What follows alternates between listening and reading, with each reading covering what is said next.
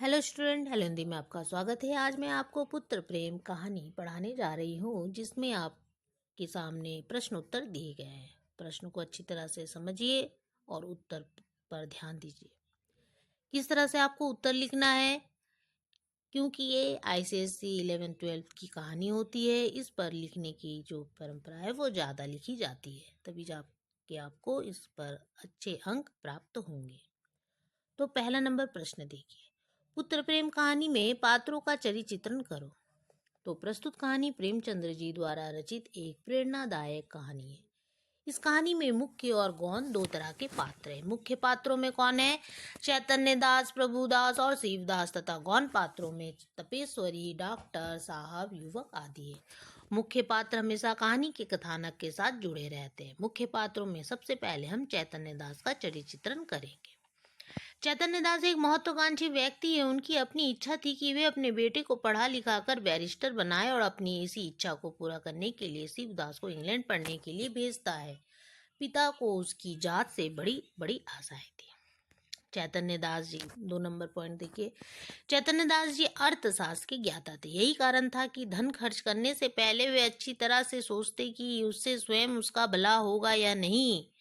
यदि उसमें उन्हें स्वयं का भला नहीं दिखाई देता तो वे 1 रुपये भी खर्च नहीं करते। इन्वर्टेड कॉमा में देखिए, अर्थशास्त्र के सिद्धांत उनके जीवन स्तंभ हो गए थे।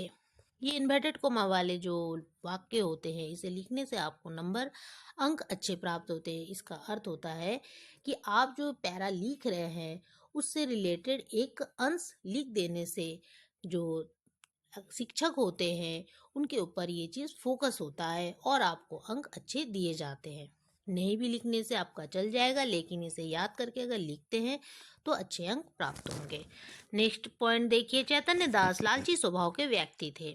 अपने रिश्तों से ज़्यादा वे धन को महत्व देते थे। उन्हें अपने बड़े बेटे से काफ़ी उम्मीद थी कि बड़ा होकर वह बैरिस्टर बनेगा, पर जब उसके बेटे को तपेदिक हो गया और डॉक्टर द्वारा यह कहा जाता कि इटली के सेनेटोरियम में भेजने से ठीक हो जाएगा, पर ठीक होने की पूरी उम्मीद नहीं थी, तो वे उस बीमारी पर 1 रुपये खर्च करना व्यर्थ समझते।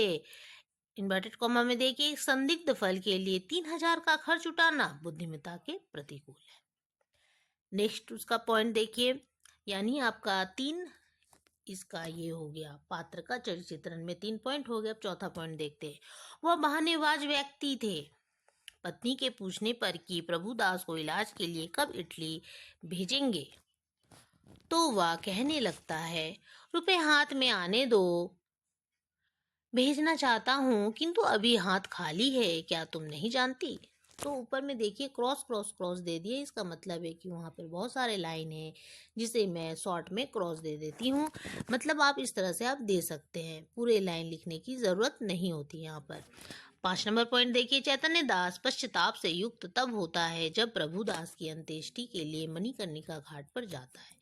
वहीं पर एक युवक की बातें उसे सूल की भांति चुभती है और उस समय उन्हें पश्चाताप होने लगता है। इस उदारता के प्रकाश में उन्हें अपनी हृदयहीनता, अपनी आत्म शून्यता, अपनी भौतिकता अत्यंत भयंकर दिखाई देती है। इसका परिणाम यह होता है कि वह प्रभुदास के अंत्येष्टि संस्कार में हजारों रुपए खर्च कर डालते हैं। अन्य प्रमुख पात्रों में प्रभुदास और शिवदास आते हैं। दोनों ही चतुर होनहार है। प्रभुदास जहाँ बड़ा बेटा है तो शिवदास छोटा। प्रभुदास बीए में पढ़ता है और प्रथम श्रेणी से पास भी होता है, उसके बाद बैरिस्टर बनना चाहता। वहीं शिवदास कॉलेज में पढ़ता है और प्रभुदास एक श्रेणी कम है। उनके पिता उसे बैरिस्टर की पढ़ाई के लिए इंग्लैंड भेजते। दुर्भाग्यवश से प्रभुदास रोग से पीड़ित हो जाता है। उसे तपेदिक नामक बीमारी हो जाती है। उसका शरीर दिन प्रतिदिन क्षय होता चला जाता है। दवा का भी शरीर पर कोई असर नहीं था। जब उसे विश्वास हो गया इस रोग से मुक्त न होना कठिन है, तब उसने जीवन की भी चिंता छोड़ दी। वह पूरी तरह से उदासीनता युक्त हो जाता है। यही कारण है कि बीए प्रथम श्रेणी से पास होने पर भी खुश नहीं हो पाता। उसे अपने पिता की कंजूसी का शिकार होना पड़ता है।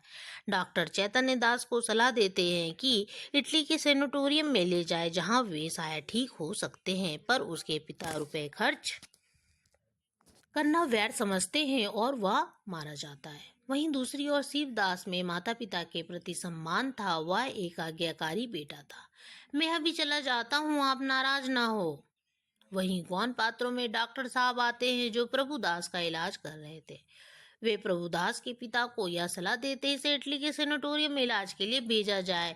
दूसरे गौण पात्रों में तपेश्वरी, जो प्रभुदास और शिवदास की माँ थी, वह एक ममतामयी माँ के रूप में सामने आती है। उसमें अपने दोनों बेटों के प्रति अगाध प्रेम है। इसके अलावा युवक आता है जो मणिकर्णिका घाट में अपने पिता का अंतिम संस्कार के लिए आया था।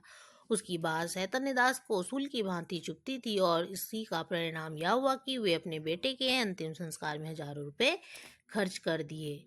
2 नंबर प्रश्न देखिए, पुत्र प्रेम कहानी की समीक्षा कीजिए। समीक्षा यानी एनालाइज करना। इस कहानी के आवश्यक तत्वों को बताइए। कौन कौन से तत्व हैं? तो उत्तर देखिए, प्रस्तुत कहानी प्रेमचंद जी द्वारा लिखी गई एक प्रेरणादायक कहानी। इस कहानी के माध्यम से कवि यह दर्शाते हैं कि धन और रिश्ते महान होते हैं। धन को खोकर फिर पाया जा सकता है, पर रिश्ते एक बार खो जाते हैं तो पुनः नहीं मिल पाते। लेखक ने लोगों में रिश्तों के प्रति मानवीय गुण भरने का प्रयास किए। कहानी की समीक्षा हम निम्नलिखित तत्वों के आधार पर देख सकते हैं। पहला देखिए, कथानक है। कहानी की कथा तब शुरू होती है जब प्रभुदास को तपेदिक नामक बीमारी हो जाती है। डॉक्टर साहब चैतन्य दास को सलाह देते हैं कि इसे इलाज के लिए इटली के सेनेटोरियम में भेजा जाए, शायद ठीक हो जाए। पर चैतन्य दास इस पर रुपए खर्च करना नहीं चाहते। वे सोचते हैं जब परिणाम विदित हुई है तब इस पर धन का अपव्यय करने से क्या लाभ। Dot dot dot. परिणाम यह होता है कि प्रभुदास की मृत्यु हो जाती है और वे बेटे का संस्कार के लिए मणिकर्णिका घाट जाते हैं, जहां एक युवक की बात उसे सूल की भांति चुभती है और हृदय में पश्चाताप की ज्वाला धधकने लगती है। इस उदारता के प्रकाश में उन्हें अपनी हृदयहीनता, अपनी आत्मशून्यता, अपनी भौतिकता अत्यंत भयंकर दिखाई देती है और वे अंत्येष्टि संस्कार में हजारों रुपए खर्च कर देते हैं। 2 नंबर देखिए, पात्र और चरित्र। कहानी में कई तरह के पात्र हैं। कुछ मुख्य पात्र हैं तो कुछ गौण। चैतन्य दास, प्रभुदास, शिवदास मुख्य पात्र में सामने आते हैं तो तपेश्वरी, डॉक्टर साहब और युवक गौण पात्र के रूप में सामने आते हैं। ये सभी पात्र कहानी के कथानक के साथ जुड़े होते हैं और कहानी की घटना को आगे बढ़ाने में सहायक होते हैं। 3 नंबर पॉइंट देखिए, एक संवाद या कथोपकथन।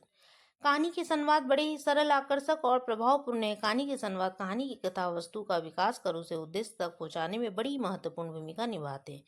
कथोपकथन के कुछ उदाहरण देखिए। चैतन्य दास और डॉक्टर साहब के बीच, मेरे खानदान में तो यह रोग किसी को नहीं था। संभव है मित्रों में से इसके किसी जन्म यानी कीटाणु मिले हो। चैतन्य दास और युवक के बीच, ये सब आदमी तुम्हारे साथ है। हाँ, और लोग पीछे आते, कई सौ आदमी साथ आए। Dot dot. धन और भी है ही किस लिए। 4 नंबर पॉइंट देखिए, भाषा शैली। कहानी की भाषा सरल, सुबोध और पात्रों के अनुकूल है। कहीं भी भाषा में कठोरता नहीं दिखाई पड़ती है। भाषा में माधुर्य और प्रभा दोनों हैं। कुछ मुहावरे का भी प्रयोग मिलता है, जैसे खेद प्रकट करना, मुंह मोड़ लेना, सूख कर कांटा आदि मुहावरे भाषा को प्रभावमयी बनाने में सहायक है। 5 नंबर देखिए, शीर्षक। कहानी के शीर्षक का अपना अलग महत्व होता है।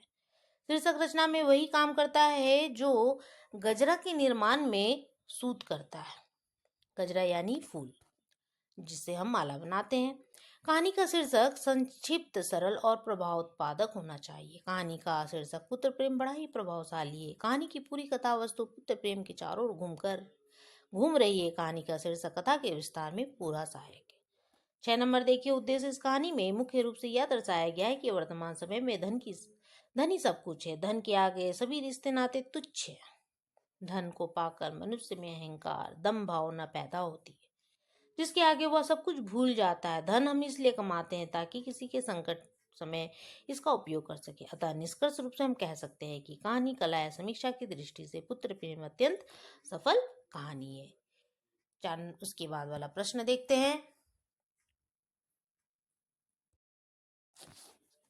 3 नंबर प्रश्न देखिए, पुत्र प्रेम कहानी के कथानक को संक्षेप में लिखिए। उत्तर देखते हैं। पुत्र प्रेम कहानी प्रेमचंद्र जी की एक प्रेरणादायक कहानी। इस कहानी में मानव हृदय की दुर्बलताओं, संवेदनाओं का मार्मिक चित्रण है। इस कहानी में मुख्य रूप से यह दर्शाया गया वर्तमान समय में धन ही सब कुछ है। धन के आगे सभी रिश्ते नाते तुच्छ है। धन को पाकर मनुष्य के अहंकार, दम भावना पैदा होती है, जिसके आगे वह सब कुछ भूल जाता है। धन हम इसलिए कमाते ताकि किसी के संकट के समय इसका उपयोग कर सके। बाबू चैतन्य दास पेशे से वकील और एक अच्छा शास्त्री था।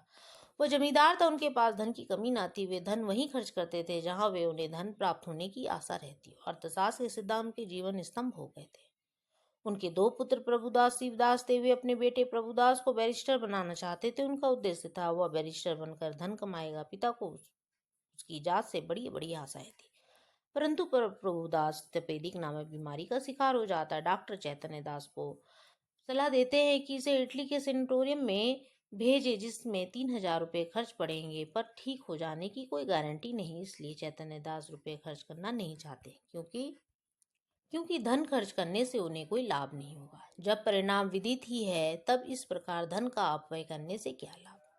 पत्नी के दबाव डालने से भी कोई लाभ नहीं होता। पत्नी को टका सा जवाब देते, इटली में ऐसा कोई संजीवनी नहीं रखा है जो तुरंत चमत्कार दिखाएगी।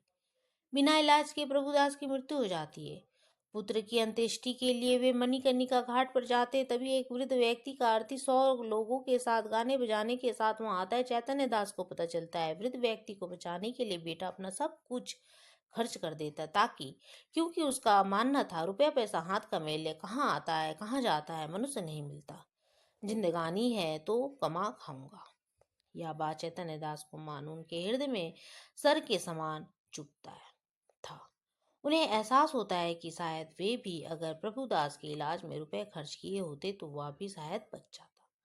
यहाँ उनका पुत्र प्रेम जागता है और इस पश्चाताप के लिए वे हजारों रुपए का खर्च प्रभुदास की अंत्येष्टि के लिए कर देते हैं। नेक्स्ट, इसी तरह के वीडियो देखने के लिए आप मेरे चैनल को सब्सक्राइब करना ना भूले, ताकि मैं आगे भी इसी तरह के प्रश्न उत्तर को लेकर, कहानी को लेकर आपके समक्ष उपस्थित हो सकूं। धन्यवाद।